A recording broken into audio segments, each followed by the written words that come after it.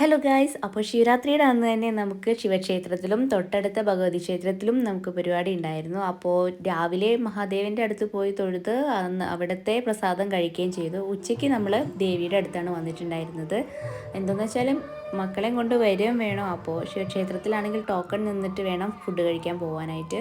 ഇവിടെ ആകുമ്പോൾ അതിൻ്റെ ആവശ്യമില്ല. അപ്പോൾ അവരെയും കൊണ്ട് വരാനും പിന്നെ ദേവിയുടെ അടുത്ത് വരാനും ഉച്ചയ്ക്ക് സമയം കിട്ടിയിട്ടുണ്ടായിരുന്നു.